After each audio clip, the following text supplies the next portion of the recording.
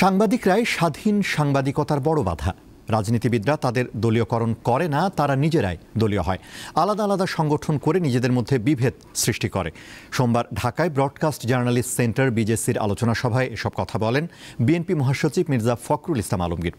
গণমাধ্যমের সংস্কার নিয়ে ঐকমত্য কমিশনের ভূমিকার সমালোচনা করেন রাজনীতিবিদরা। গণমাধ্যম সংস্কার ও স্বাধীন সাংবাদিকতা নিশ্চিতে রাজনৈতিক অঙ্গীকার কি হবে সেই বিষয়ে দেশের রাজনীতিবিদদের ভাবনা জানতে সোমবার আলোচনা সভার আয়োজন করে ব্রডকাস্ট জার্নালিস্ট সেন্টার বিজেসি। রাজধানীর বাংলাদেশ চীন মৈত্রী সম্মেলন কেন্দ্রে অনুষ্ঠিত আলোচনায় উঠে আসে রাষ্ট্র ও নাগরিকদের স্বাধীনতার জন্য গণমাধ্যমের ভূমিকার কথা।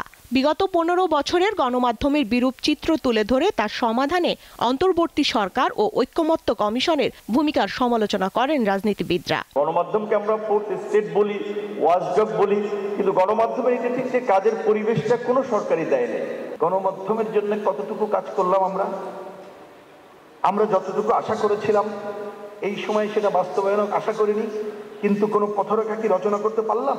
বক্তারা স্বাধীন গণমাধ্যমের পথে থাকা নানা ধরনের বাধার কথা তুলে ধরে বলেন, গণমাধ্যমের মালিকানা ও লাইসেন্স নিয়ে প্রশ্ন রয়েছে। বাংলাদেশের যে সংবাদ মাধ্যম তার ভিতরগত যে রাজনীতি, সেখানে যে ধরনের কলুষতা আছে সেটা থেকে আমরা কিভাবে বেরোয় আসতে পারি, সেজন্য আমাদের সকলকে মিলে একটা সমন্বিত পদক্ষেপের মধ্য দিয়ে আমাদেরকে যেতে হবে। আদালতকে যেমন আশ্রয় বলা হয়, গণমাধ্যম কোনো অংশে কম আশ্রয় নয়।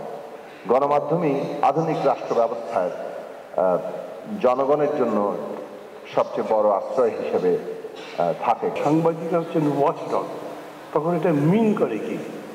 The dog is after their, মানে যাকে তারা ওয়াচ করবে তার পেছনে থাকে and fights all the time. আমাদের উপস্থাপনাটা যেন অ্যাকোমোডেট হয়, আমাদের উপস্থাপনাটা যেন নিরপেক্ষ না হয়ে বাংলাদেশের পক্ষে হয়। বিএনপি মহাসচিব বলেন, স্বাধীন সাংবাদিকতার বড় বাধা সাংবাদিকরাই। রাজনীতিবিদরা তাদের দলীয়করণ করে না, তারা নিজেরাই দলীয় হয়। আপনাদের সাংবাদিকদের তো অনেক ইউনিয়ন আছে, বিএফইউজে, বিজেইউসি, আবার দুই দলের 2 ভাগ, 3 ভাগ। তো নিজেরাই তো আপনারা দলীয় হয়ে যাচ্ছেন।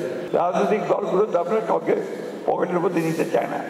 আপনারা যদি পকেটে ঢুকে যান তখন কিন্তু দ্যাট বিকামস দ্য প্রবলেম। সরকার পরিচালনার দায়িত্ব পেলে গণমাধ্যমের জন্য ইতিবাচক পরিকল্পনা গ্রহণের আশ্বাস দেন বিএনপি মহাসচিব। এটাকে অগ্রাধিকার ভিত্তিতে। স্বস্তিকা সিংহ, দীপ্ত সংবাদ, ঢাকা।